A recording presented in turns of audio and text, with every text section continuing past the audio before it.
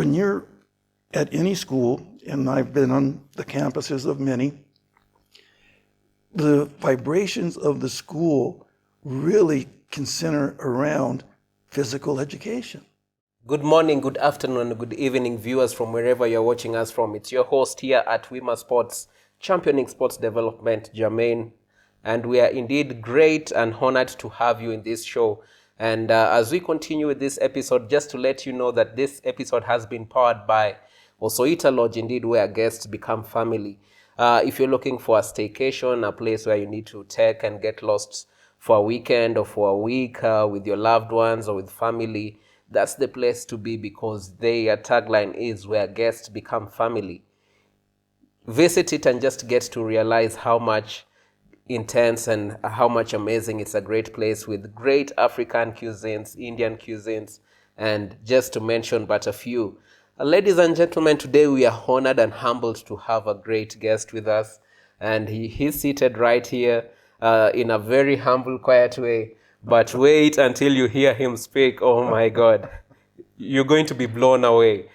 Today we are just going to tackle global perspective on sports education. I'll repeat it, global perspective on sports education. And this is an interview with Dr. Edward C. Robinson. And he's right here just to give him, before he says something, because I know when he starts oozing out the wisdom, he won't stop. On a light note, ladies and gentlemen, sports enthusiasts and education advocates, it is our distinct honor to introduce a true champion in the world of sports development and education. Dr. Edward Robinson, with a wealth of experience spanning various continents and cultures, he's been able to bring a unique perspective to the intersection of sports and learning. As an educator, administrator, and athletic director, he has dedicated his career to empowering students through action-based learning and critical thinking strategies. Throughout his journey, Dr. Robinson has passionately worked to address the diverse needs of students, embracing their individual learning styles to foster growth both academically and personally. His commitment to building meaningful relationships and nurturing inclusive sports programs has left a profound impact in countless lives globally. And join us as we embark on an inspiring conversation exploring his vast knowledge and international expertise in sports education. Get ready to be motivated, enlightened by remarkable insights shared by the one and only Dr. Edward C. Robinson. Too kind. Too kind. Too kind. Thank you very much. And it is great being here. You're welcome. How's Kenya been so far? It's been very good, very interesting. The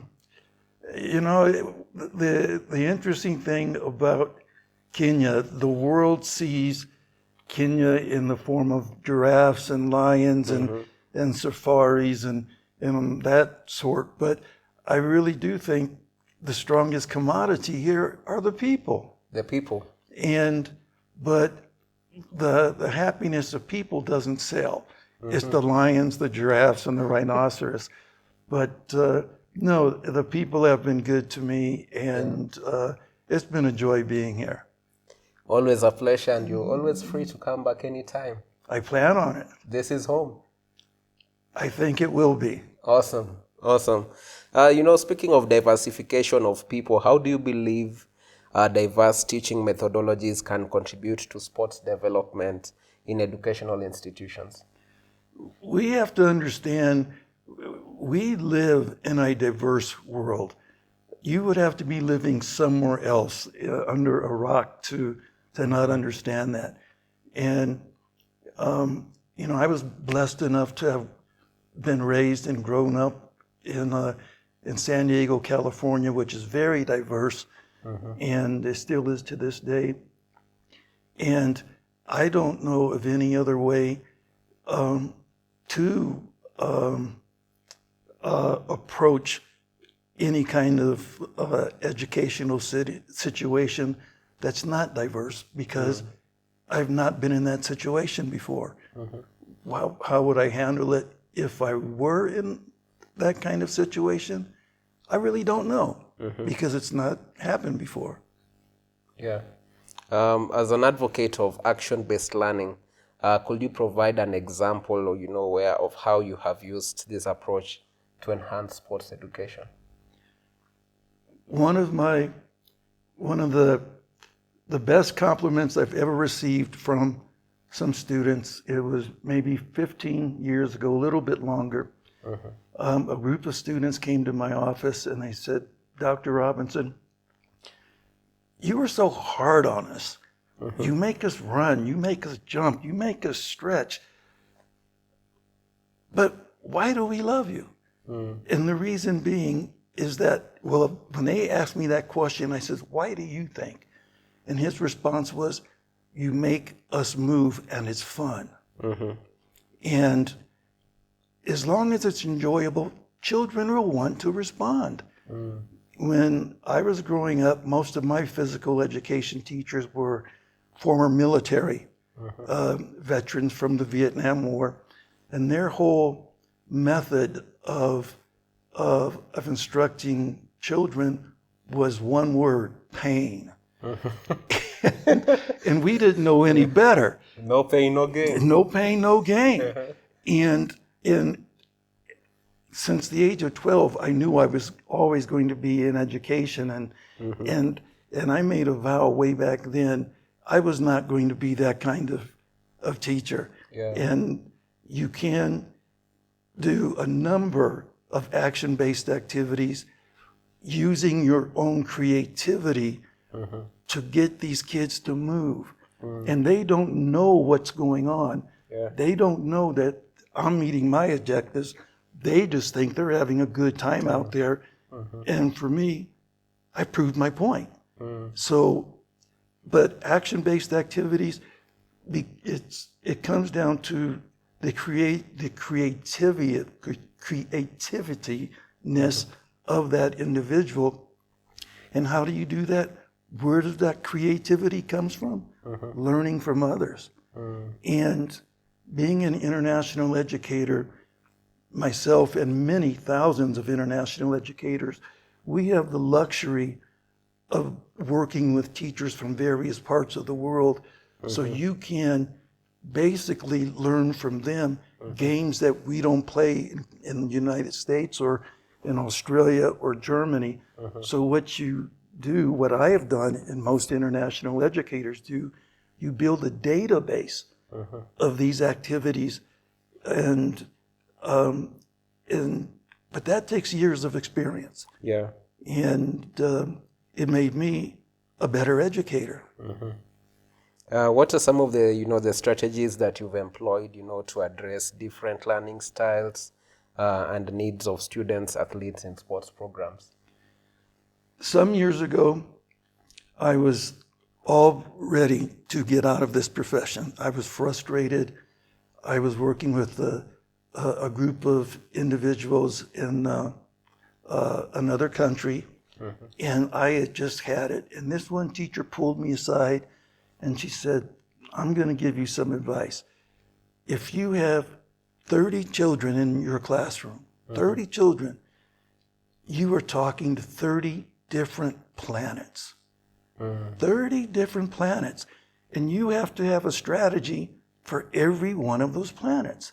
And it's not fair to say that you must treat all children all the same. I don't believe that. They're all different planets. So the strategy that you have is individual for this individual, this, because they're not all the same. So to identify a specific strategy for 30 kids or larger, is that a fair thing to do? No. So I individualize the strategy for each student, and they're all different, each and every one. And how, okay, now that there's the individualization, of this strategy and they're all different, how do you get to assess the progress and performance of student athletes, in your sports education programs? It takes a little time. You're not going to, on the first day of school, look at a group of students and make an assessment of their skills. That takes time. And you have to create a relationship with each and every student to really know what drives them. What can I do as a teacher, as an educator, to enhance the lives of that young man? And you're not going to figure that out in the first week of school. Yeah. That takes some time, and it's sometimes even longer. But as I've been in this profession, my ability to notice the skill levels and the abilities of students, instead of taking 2, 3, or 4 weeks, now I can narrow that down to 2 or 3 days. Yeah. But that took a number of years of being in the business, I guess you can say. Building meaningful relationships. You mentioned the aspect of relationships to be able to assess and get accurate assessment. How have you successfully fostered such relationships to enhance growth and development, in a school setting, be it long term or short term? You have to incorporate activities for each and every one of these students to want to participate. And by doing so, what you're enhancing is the social skills. And one of the aspects that I enjoy about physical education, they're group activities. And the social preparation, the social skills, being able to run, jump, laugh, cry, all that is a part of being a part of a physical education program, and it does follow over to the school campus. And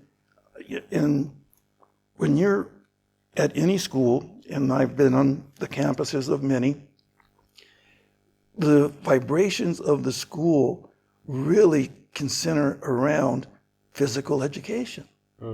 It really can. The vibration of the school. It really, really can. Goes around or is centered around physical education. It really does. Physical education and sports. Yeah. And I'll give you a perfectly good example. My school, my middle school, junior high we called it then, and high school, we were athletes, non-athletes, but everybody wanted to be a part of the physical education and sports programs. Yeah. And on a Friday night at a football game, packed to the brim. Yeah. And all because of sports. But it starts in the physical education classes, which is what I started in at the age of 12. I'd like to repeat, that statement is really heavy. It has really hit me, and I just like to repeat it for our viewers out there, that indeed vibration of a school or an institution is centered around physical education and sports. Yes, it is. Very key. That's a nugget right there. Can you share, relationships at times, push us to the extent of going the extra mile?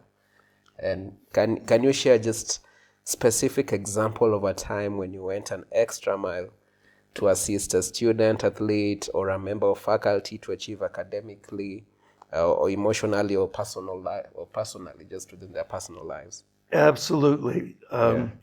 When I was coaching in Washington State at Bellevue Community College, we had an outstanding student, and he was very smart.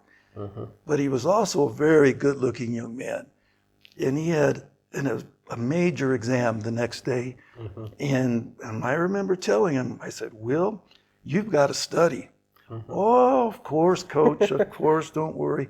Yeah. So to make sure that he was studying, me and another coach, we got a long ladder. And we put it on top of our cars. And we went to his apartment, and I climbed up to the second floor, and there was Will, and he wasn't studying. And when I banged on that window, the look on his face was, it was like a deer just before you hit it with the car. And you know what? I went to his door, got down the ladder, went to his door and studied with him all night. Now Will is one of the top cardiologists in Seattle, Washington. And when I see him, we laugh at each other and we say, why did you do that? And I said, well, look at you now. And he just gave me a wink and he said, thank you. Yeah. I mean, with your experience in international education and leadership, I can imagine how many much more stories and such, extra mile initiatives that you've made for students and faculty and just your colleagues. Moving forward, how do you think cultural diversity influences sports development in a society? It's the cultural, every country has aspects of their sporting, the physical education activities. Things that we do in Spain, we would not do in California. Things that you would do in Australia, you would not do in Germany. So adding the cultural aspects of things, I think it's an amazing opportunity for children of all ages to learn these things. Case in point, some of the activities that I learned in the north of Spain, which were absolutely incredible, involving strength and agility. Yeah. Those very same things we may or may not do in the United States. But you can offer those activities to those kids, and the children love it because they've not seen it before. And on the other side of things, when I'm in a foreign country, I can bring some of those things that they have not seen before. Yeah. And one of my favorites was double Dutch jumping. Not many people know what double Dutch jumping is, but we all know how to jump rope. Yeah. You get a jump rope and you do one of those things. Yeah. Double Dutch jumping originated in New York, and it's 2 jump ropes. You have a partner over here, a partner over here, and you've got 2 jump ropes. And introducing and it's a lot of fun. It's hard to get at first, but when the children finally pick up on it, they absolutely love it. And I've been able to bring double Dutch to Spain, to South America, to Brazil, and it's a cultural diverse activity. Yeah. And the bottom line is, are the children happy? That's what it is. And they are getting all the exercise and all the movement and all the psychomotor skills and all of these things, and they don't realize it because they're enjoying it. They're enjoying it. That's for sure. And viewers might be wondering, or people might be wondering, why are we talking about physical education in sports? And in Kenya we call physical education PE, we know it as PE. So in your own opinion, what role does physical education play, in promoting overall sports development among students? That is one of the easiest questions I believe anybody could ask me. I believe it is the most important aspect in a child's life, physical education. I am not saying biology is important. I'm not important. I'm not saying chemistry or English. I'm not saying that. But I do believe that a sound body is a sound mind. True that. And where does that start? Right there in physical education. And it transforms itself over to the other side, onto the academic level. And as we get older, well, not you, young man, but me. Yes. And now, at my 63 years young of age, I really do understand now the importance of wanting to be fit. Yeah. And had not somebody planted that seed many years ago, I don't know if I would have felt that today. But if we can plant the importance of physical education to children at a young age. That's where it starts. You see these big trees and flowers and jacaranda trees all around. They all started with a seed. And they grew and they blossomed into one of the most beautiful trees in Africa. Another case in point, the baobab tree, one of the oldest trees on this planet. How did it start? With a seed. And now look at it. It's the most beautiful tree in the world. All starts with a seed. It all starts with a seed. And the seed that I planted was not pain. The seed that I planted was enjoy. This is what I want to do. And what you want to do as a physical education educator, you want to create activities for these children to use for the remainder of their lives, not just for the rest of the school year. And that's what I've strived for. And when I moved up to the administrative level, and when I was interviewing potential candidates for these physical education positions, I wanted to know what kind of activities are you preparing for these kids that they can do 15, 20, 30 years from now? And whether I hired them or not, depending on the answer that they gave me. And I would say 9 times out of 10, the answers were correct. So the element of pain, there are coaches, just even senior teams in the leagues and all that, who believe that if I see my players under pain, they're growing. Believe me, I've seen it. I've experienced it. And I personally, I've not ever done it, but I've seen it done and I've heard the stories. But it was, when I blow the whistle, you've got 3 miles to run and you better do it in Olympic time or else. Let me tell you, we never knew what or else was because we ran it in Olympic time. You never got to the or else moment. No, I will never forget that. And I can still remember my teacher, and I won't mention a name, but let's see the opposite of the teachers that I had, and they're all wonderful people. I'm not saying anything negative, but the method of pain in my method is enjoyment, and you can include that pain. And they don't realize that it until they're done. And my mother was a very creative woman, and when I was a very young boy, I had difficulty swallowing a pill. I could not swallow a pill, aspirin or anything like that. And my mother had this bright idea. She crushed up the pill and she put it in my mashed potatoes. How creative was that? And I never knew it. And it wasn't until I was an adult and I said, "Mom, how did you get me to eat those pills?" And she said, "It was in the potatoes." And it's being creative. Being creative.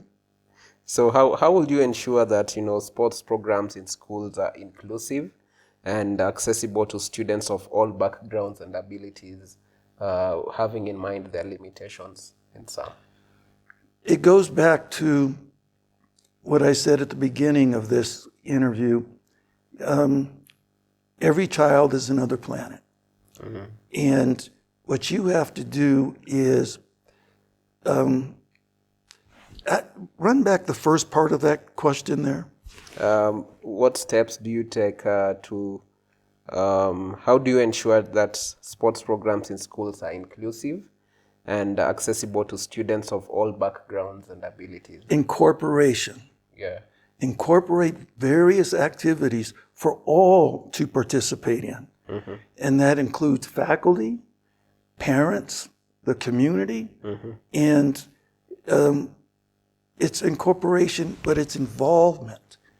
And when children in athletics, in physical education, when there is a sense of community involvement, they realize that, wow, this is really fun and enjoyable. Yeah. And everybody has to be a part of that.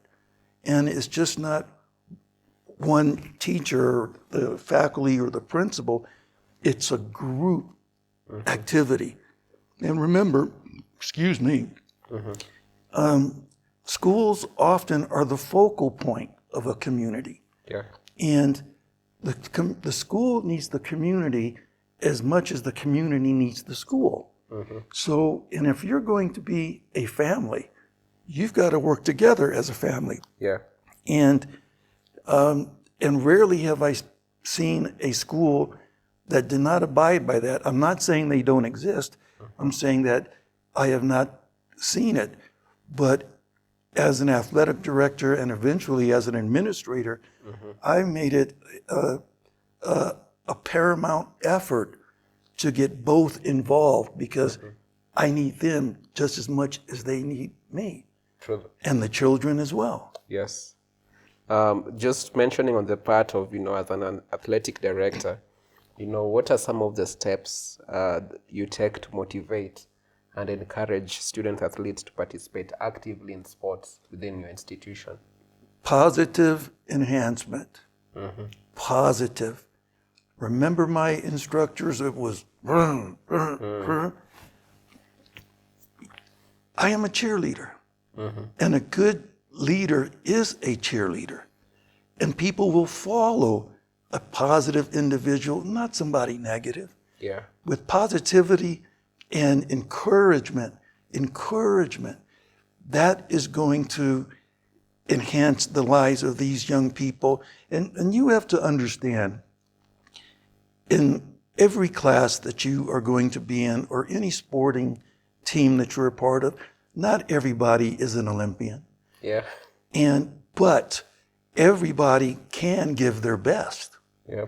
And I've had students that were terribly out of shape, that really had a very difficult time doing any endeavor in sports. And I pulled them aside and I say, I know that you're not going to the Olympics. You're not going to be a professional football player, but you can give me your best. Yeah. And all I want is your heart. And they give it to me. And they'll come back to me some years later and they'll say, I got a wonderful mark from you because of what you told me. And that makes me happy. Powerful right there. Makes me very happy. Yeah.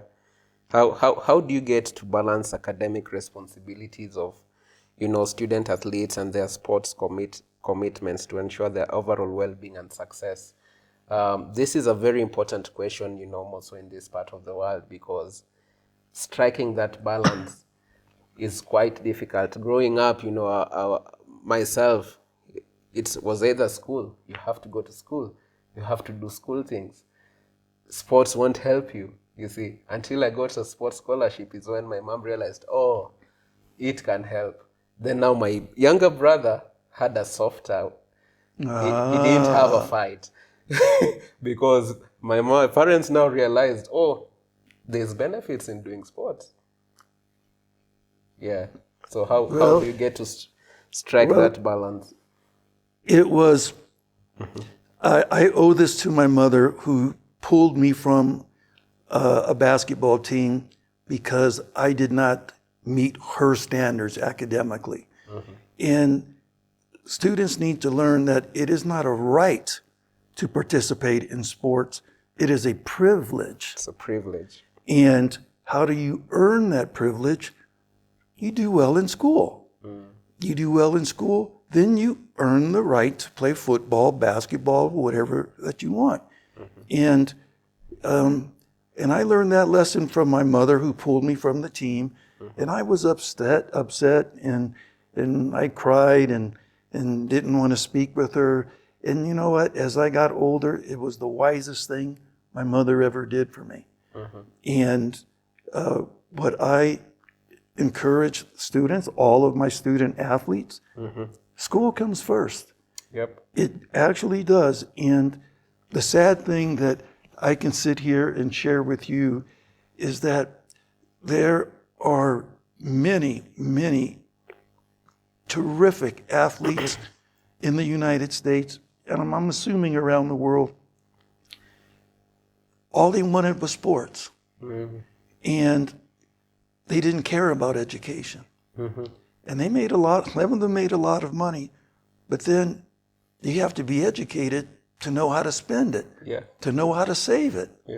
And the story, the list is too long to even mention in this interview, but there were times when once or twice a year I'd get a phone call late at night from a former student, and he would say, "Coach Robinson, can I come and see you? Can I fly down and see you? And can you help me read my contract?" And I'm thinking to myself, yes, I will do anything for you. And I call all my students my babies, and I will do anything for my babies. And the last individual that I had to do that with, the contract was for $34 million. And he didn't learn. Education didn't mean anything to him, but he looked me right in the eye and he said, "Coach, I made a mistake." And I said, "You did?" And he realized that. And I only had him for a brief period of time, but thankfully he pulled things through. And he went on and he got his degree, and he's very successful now. But without education, it's hard. And you have to understand, even the greatest athletes in the world, you can only play for so long. You can be Michael Jordan, Kareem Abdul-Jabbar, Larry Bird, etc. There comes a point in your life where you can't play that sport anymore. Then what? You have to have a plan B. And a lot of young individuals, and I'm guilty of it too, I wanted to be a professional athlete, but I also had a mother who said, "You're going to also be a doctor," or etc. And what I'm seeing now, and this has been happening over the years, there is an enormous amount of money in sports right now. Enormous amount. There wasn't when I was a teenager. And now the youth of this era, of this generation, they know of the dollar signs, but they don't understand that you've got an education to know how to save those dollars. And that's where individuals like myself and other educationally based educators come into the picture. I see the two hand in hand, joining together. And but the streets of the United States are filled with some very, very talented athletes that did not have the determination to learn both sides. For every minute that you put into your particular sport, put 5 into education. And where did that come from? My mother. And I, in turn, carried that on to my student athletes. And years afterwards, they would come back and they'd say, "We have transformed what you said, not only to sports, but to my daily lives." And what pleasures me the most is when they share with me, now many of my students are parents, and we are doing the same thing to our children, and that just makes my heart flutter. I said, "Robinson, you might have done something right." So, for every minute in sports, put 5 in education. it's simple. It's simple math. And it's hard. It's hard because, and I really believe money is involved. When I was a youth, it was sports. We wanted to play just to play. and we wanted to be like our idols, and that was it. Now there is such an abundance of world-class athletes, much more so than when I was a teenager. And people want to emulate these athletes, and they're not following the 5-to-1 principle. And I think that's a mistake. And any school that I'm going to be involved with, it's 5-1. Maybe if you could share, some of the key challenges that you have faced in promoting sports development in different countries and how you addressed them. Key challenges vary from country to country because, one, you're a foreigner. Yes. And so there's going to be some doubt as to what you're teaching their child. You've got to convince a lot of people what you're doing. We're talking on a diverse cultural level. You have to convince a lot of people that what you are showing their children is comprehensive and enhancing the development of their children. And that begins with communication and then demonstration. One of the things that I've done almost since day one is my career in education. I've allowed parents to come in to my classroom and observe whenever they wanted. And after a while, that process served to be so successful that parents didn't even want to come. 2 or 3 would come and they would go back into the community and would share with their other community members, wow, he really does get individuals involved. But as a foreigner going to another country, adding in things that I grew up with, it can be difficult at times. I'll give you one good example. At almost every international school that I've been involved with, they never had cheerleaders. Especially on the high school level, there's cheerleaders. Now, I was not trained to be a cheerleader coach. Never have. I've only seen hundreds of them. But I think I was the cheerleader coach at 7 different schools. And to be honest with you, I was terrible because I didn't know what I was doing. But was it fun? Yes. Did the parents object at first? And I would hear comments like, that's an American thing.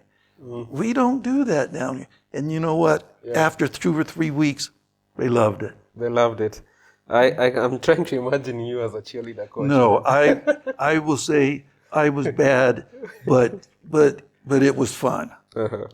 So as an educator, mine as being a cheerleader coach. Well, it was an experience. It was one that I won't forget. As an educator and administrator, how do you ensure that sports programs align with broader goals and values of educational institutions? You have to set standards from day one. And I think it was my father who told me, nobody rises to low expectations. And he was right. But in some situations, my father has never traveled the world as I have. And I'm saying he was right 90% of the time. You have to enhance those expectations, and you do that by setting standards right from day one.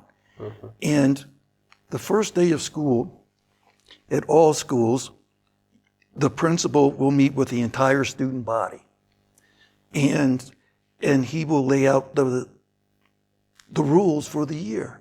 This is what our objectives are going to be. These are the plans, and these are this, and these are this. And from day one, those standards are set. And as an administrator, when those standards are not met, it's up to me, the captain of the ship, or any administrator, to make sure that those standards are met.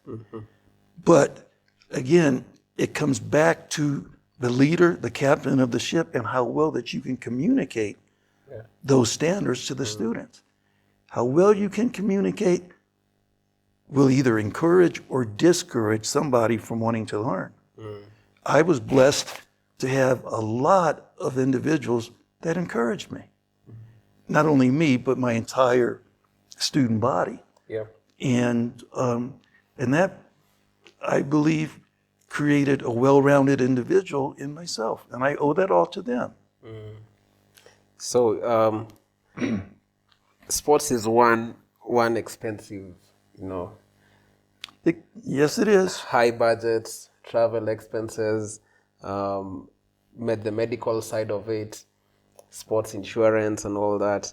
What strategies, that have you used as a sports athletic director or in your levels of experience in under education and sports, have you used to fundraise and, support sports infrastructure development in schools and communities? When every school, every department has a budget. Your science department, they have a budget. English, budget. Athletics, a budget. And every school that I've been involved with, and I've learned this from others. I've had some great mentors. After the first year, with the fundraising activities that I did not have to go to the principal and ask for money for a budget. I raised my own money. And during various activities such as basketball-a-thons, marathons, weekend events, carnivals, there's a plethora of activities that you can do to fundraise that you could use to offset some of these travel costs. Yeah. Equipment, a number of things. And it got to the point where there were other departments, they would come to the athletic department to borrow money from me, and not the school, but I can count on very few fingers the times that I went to my director of the school and say, we need some extra money. I went out and raised it. And how did I do that? Activities that involve the community. You get the community involved, you get alumni involved. Yeah. And at my high school, a terrific high school, we had, I believe it was built in the late 40s, so that's 5 or 6 decades of alumni there, and we still donate to that school because we had a great experience. So right there, and we had that great experience because of athletics. Yeah. So, and that was the environment that I wanted to do. But to properly fundraise, you really need the community. Yeah. And I think you've seen, well, I'm not sure how they do things in Kenya, but some schools have car washes, which are fun. And it's a great social activity on the Saturday. Everybody goes and, bake sales, and it's a lot of fun. And that's not money. And in these days, bake sales are not going to work. You have to do something that is a bit more flourishing and more involving of others around, such as sponsors, visibility of students, standout students, and publicizing some of the things that you are doing. By nature, everybody likes seeing their name in print. Yeah. Yep. And that can be an individual, that can be a team, that can be an entire school. And I remember as a youth, my brother was on a championship Little League baseball team, and there he was in the newspaper. And I was much younger than he, and I would look at that, and that was so inspirational to me. Just to be in the newspaper, there was my big brother. And utilizing that, I tried to take that same example and publicize in a very positive way some of the things that my children are advancing in, share it to the world. And parents are going to look at that, sponsors are going to look at that, and they're going to go, that's working. That's working. Yep. So that you've been talking about, elements of community, get the community involved and all that. How do you think sports can be used as a tool for community development? And have you been involved in any initiatives that showcase this aspect? Well, you can get the community involved. Well, everybody loves a winner. Yep. Okay, let's not kid ourselves there. And when a school is a championship team, the stands are going to be full. And if they're at the bottom of the barrel or in last place, however you want to put it, no. But that's why individuals strive to take teams from the bottom to the top.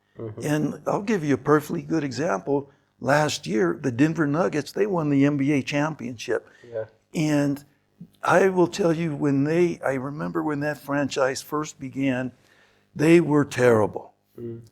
There were nobody in the stands. Nobody wanted to go to the games. And year by year by year, they developed, and now they're the top team in the world.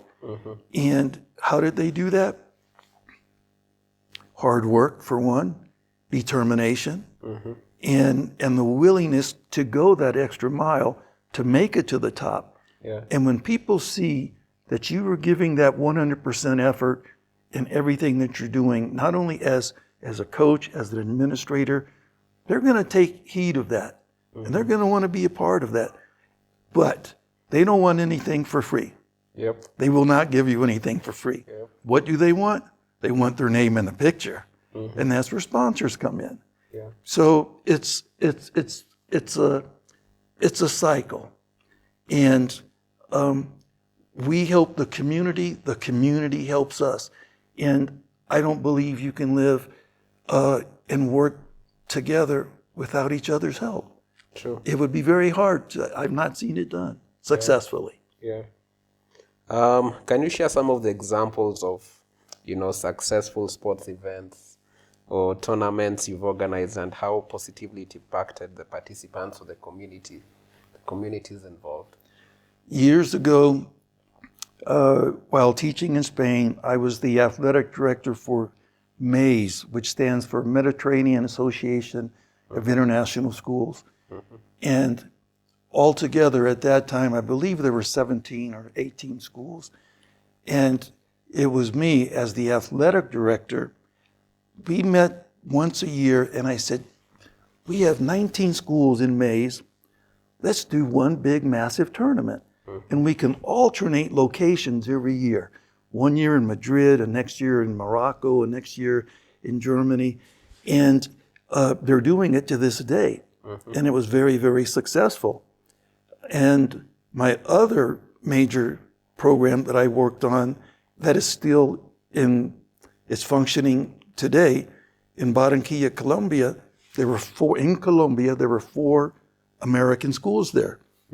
And I met with all the athletic directors and I said, let's do a big tournament for all four of these schools. It had never been done before. Yeah. And they're doing it to this day. And it was a lot of fun. And it brought the different cultural differences between the counties. For example, the diversity, the cultural diversity at one school is not the same up in the northern part of another country or the eastern part. And if you can bring those together, that's the challenge. So I would say those are two of my favorite, my biggest challenges that I have had to work on, and they're still functioning to this day. And every now and then I'll get an email and remember, I was a part of the first Barranquilla games, and I was the member of this, and now their children are playing in it, and that makes me happy. That's really powerful when you start something And years, you see it grow. you see it grow, and you've left, and it's still happening. And That's it's nothing pleases me more than to hear from a former student and say to me, Dr. Robinson, remember when we went to Paris? Remember when we went skiing? Remember when we went here? Remember when?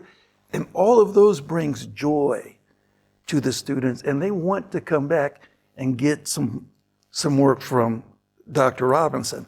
So you have to incorporate a variety of things that are not necessarily in the curriculum to create an atmosphere of, hey, I want to play. I want to do sports. And here's where I think people often can be faulted on. They did not have anybody to pull them aside and tell them about the planets in a classroom. yeah. And I can tell you, I have pulled aside many an individual, and I gave them the same advice that they gave me, and I hear from them every now and then. Now most of them are retired, and they say, thank you for that bit of advice. But the one thing we've missed here in the conversation, I'm not sure of your other questions, but there's a social aspect to dealing in physical education and sports. Yeah. And people like to have fun and laugh and have friends and do things off of a campus as well. I was blessed to have an individual in my high school who I patterned myself after. And every 2 or 3 weeks, he was taking our class out to do activities. And it just made it so fun to go to school. And that's what I've always tried to accomplish in my schools. But I will tell you why I am here today in Kenya. At the age of 12, I had a wonderful teacher. Yes. A wonderful teacher, Mr. Roccaforte. And one summer, he came to Europe, and he went to Spain and Greece and Italy and all these places.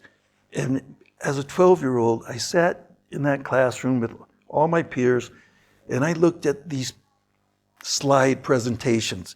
You might not know what a slide is, but that's all we had back then. Yeah. But it's large pictures on a screen. And I looked at all these world settings, and I said, I'm going to see all of those places. I'm going to.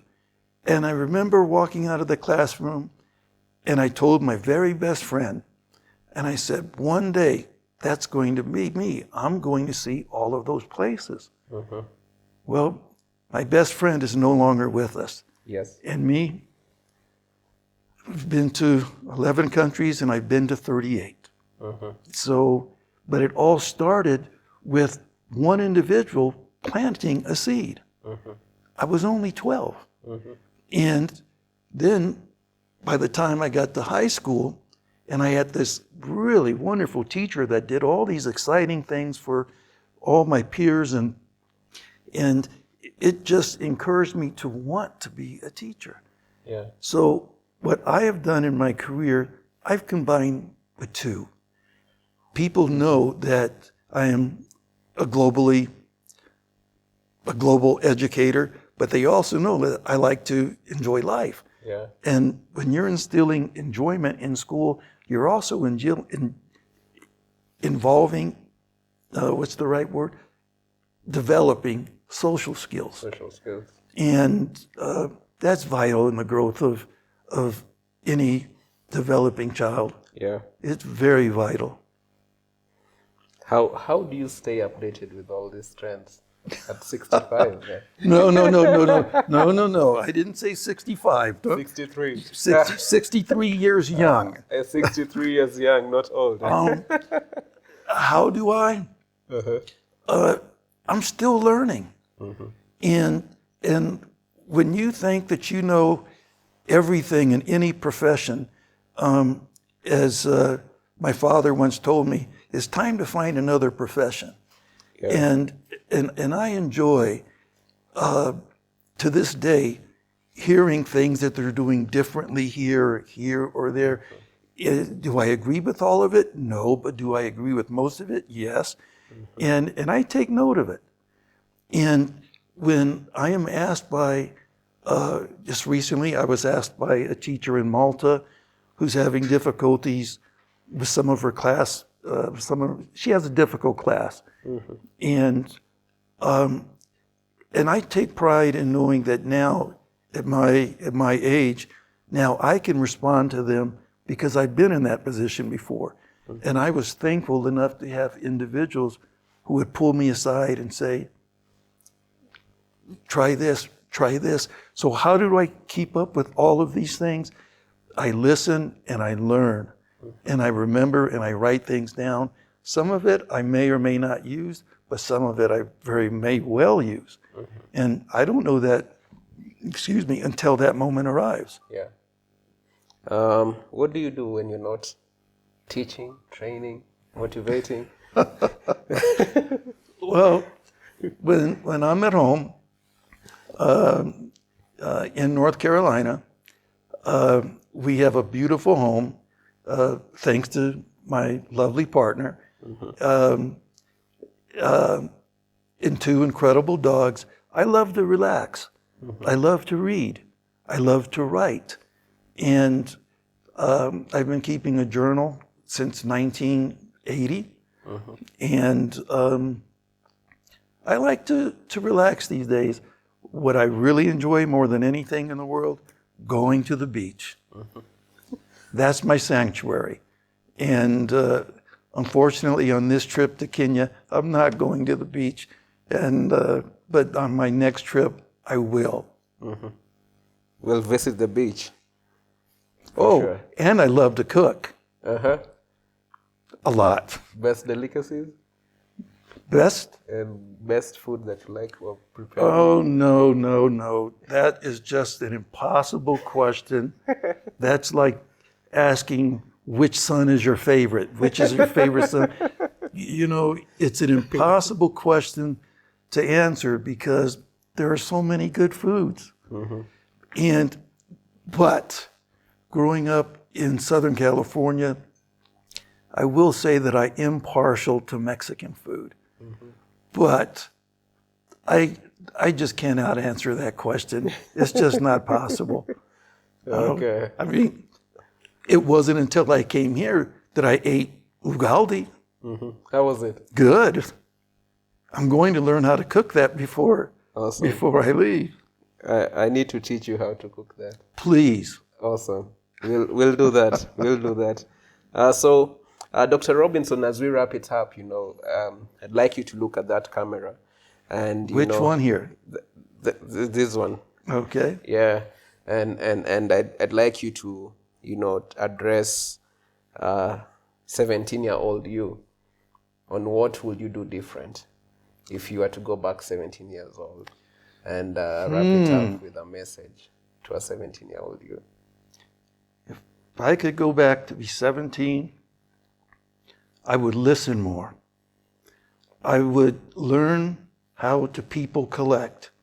At the age of 17, you don't know everything. You might think that you do. You don't. And I was blessed enough to have parents and good friends that took me under their wing, and they said, this is what you should do. And the thing is, I listened. And we're at an age with social media and technology and all of those things, and things are thrown at you. But the one thing that is not thrown at you is the skill to listen. And secondly, learn to communicate. As a 15-year-old, I remember my mother distinctly saying to me, young man, and this is to my brothers and sisters, when you are speaking, you speak as if you are speaking to Jesus or as you are the President of the United States. And this was long before President Obama was even born. So that's what I would tell any 17-year-old. And I say that to you because that's what was told to me. So that's what I would do. Awesome. Awesome. On to the quick fire segment. Your best sports documentary? My best sports documentary, hands down, would be on the greatest basketball coach of all time in the United States, John Wooden. John Wooden. He was just an amazing coach and an amazing man in every way, shape, and form. And I had the opportunity to work alongside him.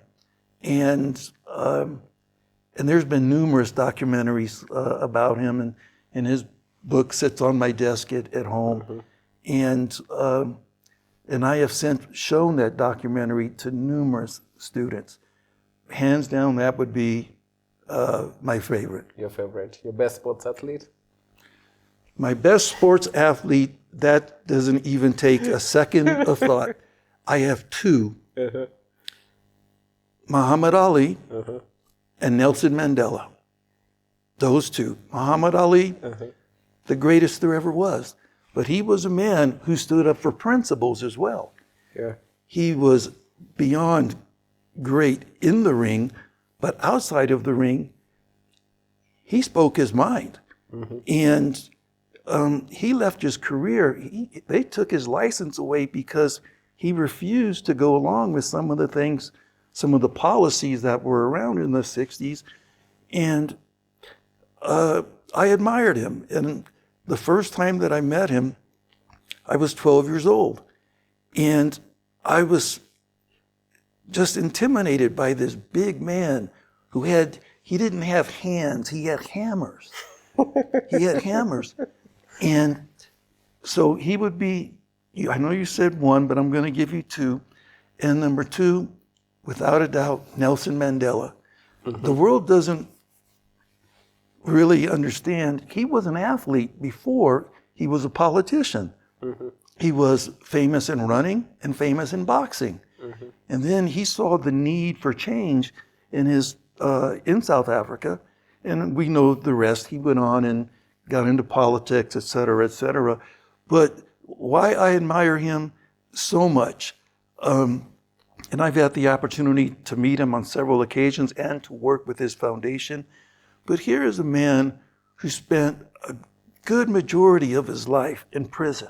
And his family went through the worst nightmares that you can imagine.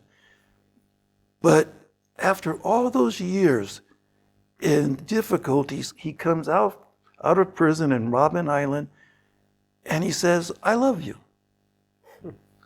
He said, I love you. All my white South Africans, all my blacks, all my colors, I love you all. And it showed in his leadership. And so those, without a doubt, my favorite athletes. Your best sports recovery equipment or method? At 63 years young, it's called stretching. Stretching. One of these days, you'll figure that out. But if I don't stretch those 5 minutes in the morning every day, just 5 minutes, there's trouble. So I've developed a little strategy. I don't brush my teeth in the morning until I do my stretches. So, but that's me personally. Yeah. Somebody might want to go to the gym, exercise, etc. But me, I love stretching. And stretching indeed is really powerful. You know, even it increases the longevity of an athlete's It does. time of of play or activity in whichever sport. It really does. When, as a teenager, we didn't understand that. Yeah. We just thought it was time to get ready for the game or something like that. But no, you have to incorporate that into your daily life. But here's the deal. It's not expensive. Not everybody can afford a gym membership. That's, but you can do things with just a chair. And there's all kinds of things, just too many to even mention. So those are simple items, and you can do them regardless of your age. But I wish I would have paid more attention to that in my earlier years. It wasn't until I started to age that I realized that's kind of important there. Yeah, yeah. So, Dr. Robinson, we appreciate you being here. We appreciate you sharing your wisdom and experiences, on the global perspective of, sports development and education and merging the two. And we don't take it for granted. And viewers, let's continue this conversation on the comment section. And I know before we wrap it up, Dr. Robinson has a special thing to say. I would like to give a shout out. Which camera am I looking at? This is your camera. I would like to give a big shout out to two groups of people. One, the people of Kenya. Everybody around the world knows Kenya for the lions, the safaris, and all the animals, etc. It's the hospitality of the people. And I want to give a big shout out and a big asante, which means thank you, to the people of Kenya. And secondly, I want to give a shout out to my Rock of Gibraltar, Joan, the woman that I love more than anything in the world.